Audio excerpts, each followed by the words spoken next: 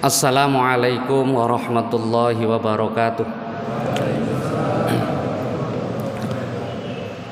Bismillahirrahmanirrahim. Alhamdulillahi rabbil alamin. Innal hamdalillahi nahmaduhu wa nasta'inuhu wa nastaghfiruh wa na'udzu billahi min syururi anfusina wa min sayyiati a'malina. May yahdihillahu fala mudilla lahu wa may yudlil fala hadiyalah. Asyhadu an la ilaha illallah wa asyhadu anna sayyidana Muhammadan abduhu wa rasuluh la nabiyya ba'dah. Allahumma shalli wa sallim wa barik ala sayyidina Muhammadin abdika wa rasulika nabiyil ummi wa ala alihi wa sahbihi wa mawala. Amma ba'd. Hadratal kurama wal fudhala, para kiai, para ustadz, sesepuh bini sepuh dan seluruh jamaah. Syukur alhamdulillah pada pagi hari ini kita bisa bertemu dalam keadaan sehat walafiat. Mudah-mudahan pertemuan kita ini selalu dalam rahmat dan ridha Allah Subhanahu wa taala. Amin ya rabbal alamin. Hadirin jamaah yang dimuliakan oleh Allah, saya ingin memulai pagi hari ini, subuh ini dengan sebuah kisah yang menceritakan tentang sosok sahabat Nabi yang sangat terkenal, namanya sahabat Umar ibnul Khattab. Suatu saat sahabat Umar ini, Sayyidina Umar radhiyallahu an, jalan-jalan pagi hari ketemu dengan sahabat Hudzaifah al-Yamani atau Ibnul Yaman. Maka sahabat Umar ini menyapa, "Kaifa asbahta ya Hudzaifah?" Bagaimana kabarmu pagi hari ini ya Hudzaifah? Dijawab oleh sahabat Hudzaifah, "Hari ini aku membenci kebenaran, aku mencintai fitnah, aku sholat tanpa berwudu lebih dahulu, dan aku memiliki sesuatu yang tidak dimiliki oleh Allah Subhanahu wa ta'ala." Mendengar ini, Sayyidina Umar wajahnya langsung memerah. Nampak kalau beliau ini sedang marah yang luar biasa. Segera tanpa pamit beliau kemudian pergi dari hadapan Hudzaifah. Melengos. Melengos niku napa nggih? Nggih melengos. Buang muka. Pergi dari hadapan Hudzaifah, jalan. Tidak lama kemudian pada saat beliau jalan ini ketemu dengan sahabat Ali bin Abi Thalib karramallahu wajhah. Melihat wajah Sayyidina Umar ini yang sedang marah, Sayyidina Ali bertanya, "Ya Umar, apa yang sedang terjadi padamu? Kenapa engkau marah?"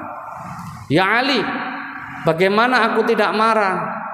Aku baru saja ketemu dengan Hudzaifah, dan ketika aku tanya, 'Bagaimana kabarmu pagi hari ini?' dia menjawab, 'Aku membenci kebenaran, aku mencintai fitnah, aku sholat tanpa berwudu lebih dahulu, dan aku memiliki sesuatu yang tidak dimiliki oleh Allah Subhanahu wa ta'ala.'" Coba bayangkan, aku tanya kabarnya, jawabannya seperti ini. Sayyidina Ali sambil tersenyum tanya, "Apakah kamu sudah tanya apa yang dimaksud oleh Hudzaifah?" "Tidak perlu, salah itu jawabannya." "Kesalahanmu adalah tidak tanya apa yang dimaksud oleh Hudzaifah." "Apa maksudmu ya Ali?"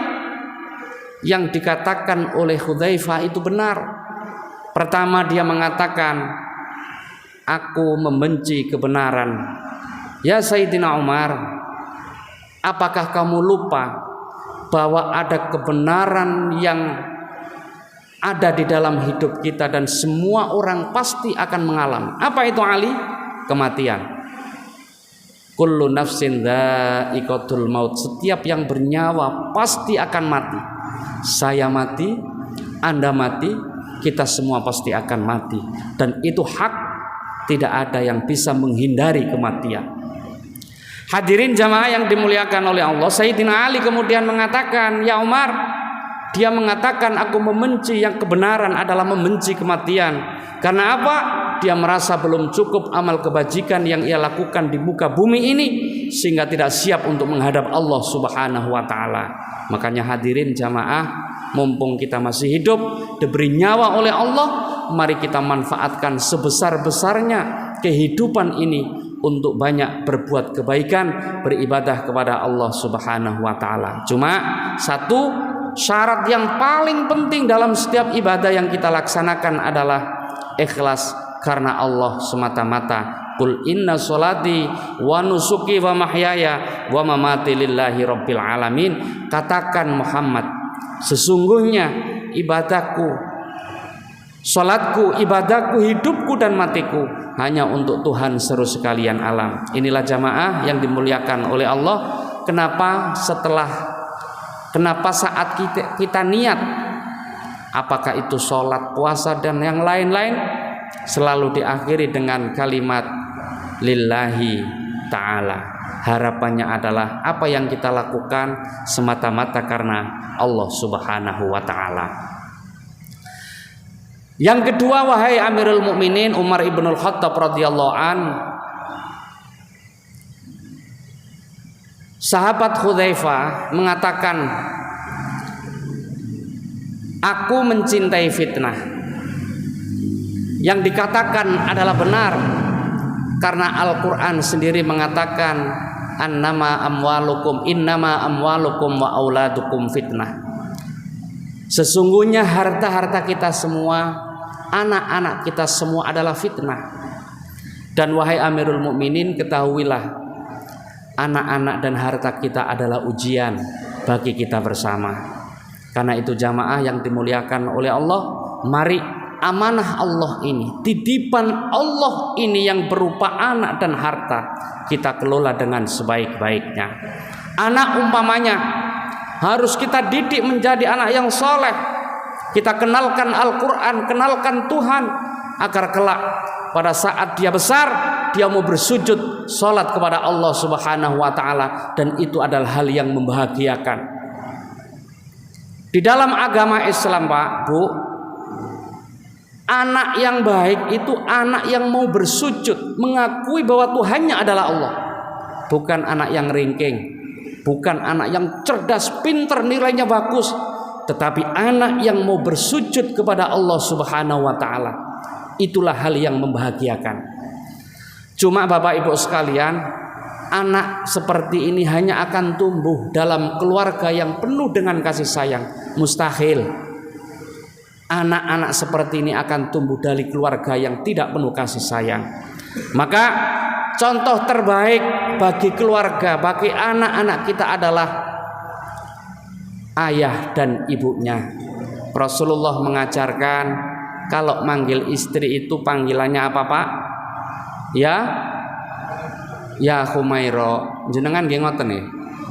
Malah perketek. Dengan panggilan ya Humairo, itu panggilan sayang. Dan itu kalau dilihat anak, Pak, jenengan, Bu, aku sayang ibu, Pak, aku sayang bapak, Masya Allah, anak pasti senang, anak pasti gembira, karena tahu bagaimana praktek kasih sayang di dalam keluarga. Karena itu yang tidak terbiasa mengucapkan kasih sayang, coba dimulai mengucapkan kasih sayang. Bapak Ibu, saya pernah ketemu istri di dapur, saya bilang I love you. Ketemu di belakang, saya bilang I love you. Ketemu di depan TV, saya bilang I love you. 3 kali saya mengatakan I love you, 3 kali pula istri saya mengatakan pret.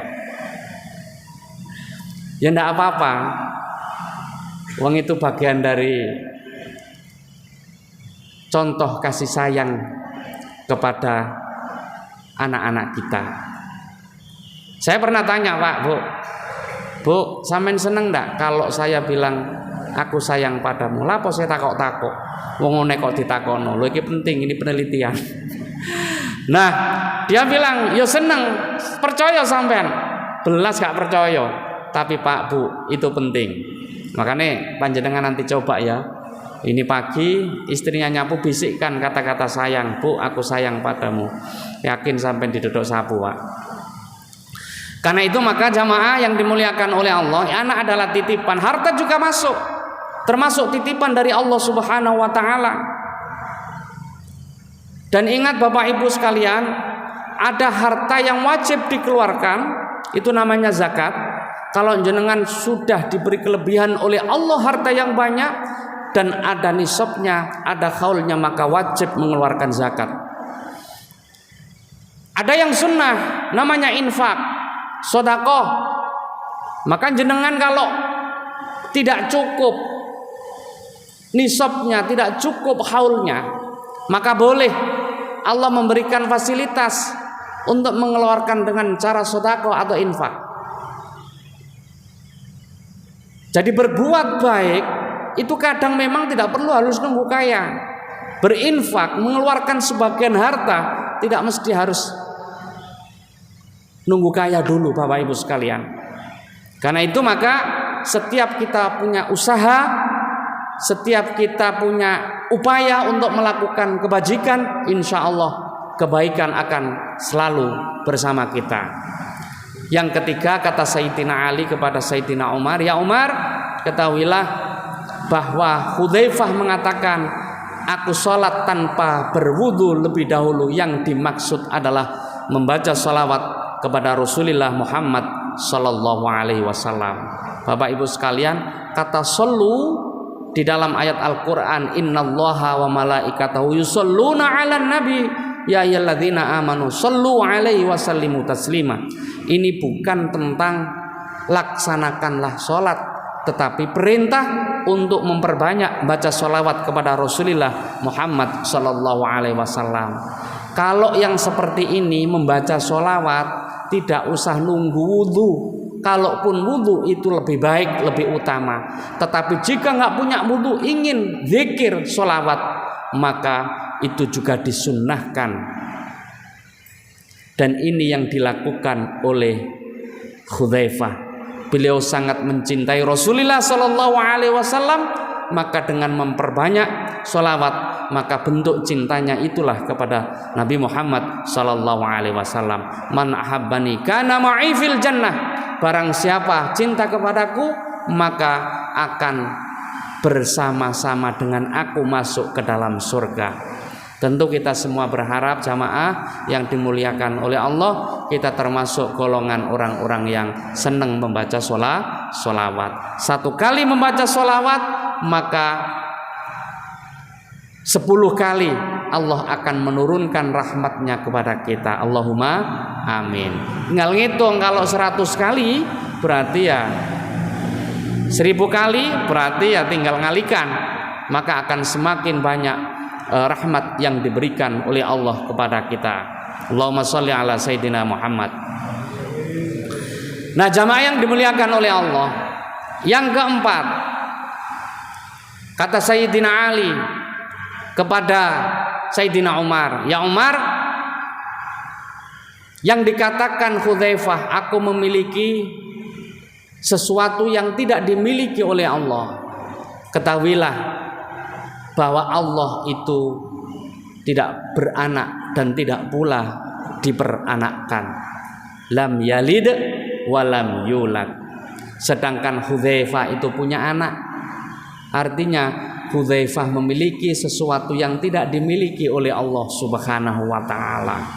Mendengar ini jamaah yang dimuliakan oleh Allah, Sayyidina Umar kemudian wajah yang awalnya marah itu langsung lerem.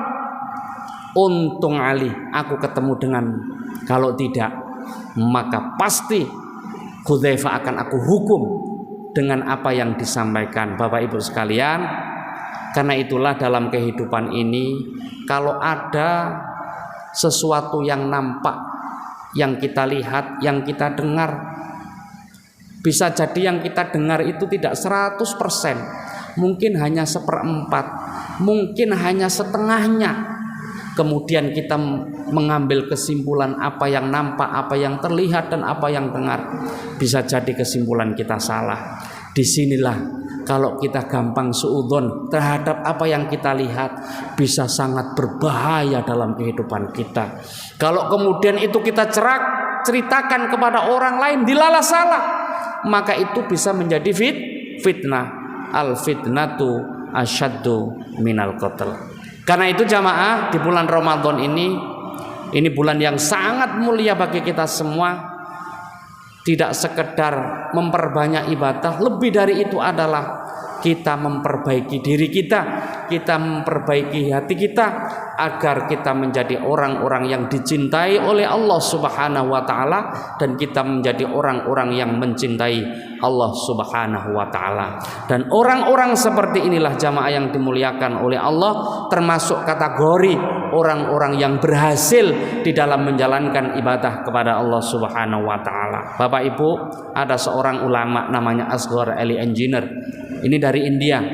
Banyak buku-buku yang ditulis, ada yang diterjemahkan ke dalam bahasa Indonesia namanya Islam Pembebasan. Beliau mengatakan begini, tidak cukup orang sholatnya bagus tapi dengan tentangannya buruk. Orang-orang seperti ini, kata beliau, masih disebut kufur kepada Allah Subhanahu wa taala. Makanya kalau kita lihat Bapak Ibu sekalian, ayat-ayat Al-Quran itu ketika Allah memerintahkan kita sholat, pada saat yang sama Allah memerintahkan kita untuk mengeluarkan zakat. Sholat media bagi kita untuk mendekatkan diri kepada Allah, dan zakat media bagi kita untuk mendekatkan diri kepada sesama manusia. Artinya apa? Orang di dalam hidup ini sukses ibadahnya, di samping muncul kasih sayang kepada sesama, maka dia juga akan semakin dekat dengan Allah dan semakin dekat dengan sesama manusia. Orang kalau ahli ibadah di masjid, ahli jamaah di masjid, tapi nggak mau tahu urusan lingkungannya, dijak kerja bakti nggak mau, ngeles saya, maka orang-orang seperti ini termasuk kategori orang yang tidak sukses di dalam menjalankan ibadah. Kita kasih contoh lagi Bapak Ibu sekalian.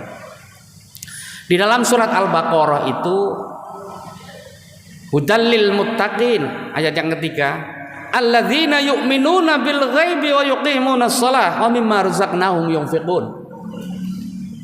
Ada 3 tanda orang bertakwa. Pertama adalah orang yang percaya kepada hal yang gaib. Alladzina yu'minuna bil ghaib. Yang kedua adalah wa yuqimunas shalah, mendirikan salat. Dan yang ketiga adalah wa mimma razaqnahum yunfikun, orang yang mengeluarkan sebagian dari harta yang ia punya yang namanya infak. Artinya apa? Salat di sisi lain Allah juga memerintahkan berinfak. Salat media bagi kita untuk mendekatkan diri kepada Allah, sedangkan infak media bagi kita untuk mendekatkan diri kepada sesama manusia, kepada lingkungan kita. Karena itu di bulan Ramadan ini, apalagi puasa seperti ini, setelah puasa nanti kita pasti akan mendapatkan kewajiban yang kedua yang harus kita keluarkan, namanya zakat fitrah. Puasa media bagi kita untuk mendekatkan diri kepada Allah, zakat fitrah menjadi media bagi kita untuk mendekatkan diri kepada sesama manusia. Jika itu ada di dalam diri kita, maka kita termasuk golongan orang-orang yang sukses. Semoga Bapak Ibu sekalian, kita menjadi orang-orang yang selalu istiqomah di dalam menjalankan perintah Allah dan istiqomah menjauhi larangan-larangan Allah. Amin, Allahumma amin. Terima kasih, mohon maaf atas segala kekurangan. Mari kita berdoa sama-sama, semoga kita menjadi hamba-hamba Allah yang soleh, solihah. Anak-anak kita menjadi anak yang soleh, solihah. Rezeki kita menjadi rezeki yang halalan thayyibah barakah. Amin, Allahumma amin. Al-Fatihah. A'udzubillahi minasyaitonirrajim. Bismillahirrahmanirrahim. Alhamdulillahirabbil alamin. Arrahmanirrahim. Maliki yaumiddin. Iyyaka na'budu wa iyyaka nasta'in. Ihdinas siratal mustaqim. Siratal ladzina an'amta 'alaihim ghairil maghdubi 'alaihim waladdallin. Amin. Bismillahirrahmanirrahim. Allahumma shalli wa sallim wa barik ala sayyidina Muhammad wa ala ali sayyidina Muhammad walhamdulillahirabbil alamin. حمدا يوافي نعمه ويكافي مزيده يا ربنا لك الحمد كما ينبغي لجلال وجهك الكريم وعظيم سلطانك اللهم انفع علومنا وبارك علومنا وسلمنا في الدنيا والآخرة اللهم نور قلوبنا بنور هدايتك كما نورت الأرض بنور شمسك أبدا أبدا برحمتك يا أرحم الراحمين ربنا اغفر لنا ولوالدينا وارحمهم كما ربونا صغارا ربنا هب لنا من أزواجنا وذرياتنا قرة أعين واجعلنا للمتقين إماما ربنا آتنا في الدنيا حسنة وفي الآخرة حسنة وقنا عذاب النار سبحان ربك رب العزة عما يصفون وسلام على المرسلين والحمد لله رب العالمين والعفو منكم والسلام عليكم ورحمة الله وبركاته.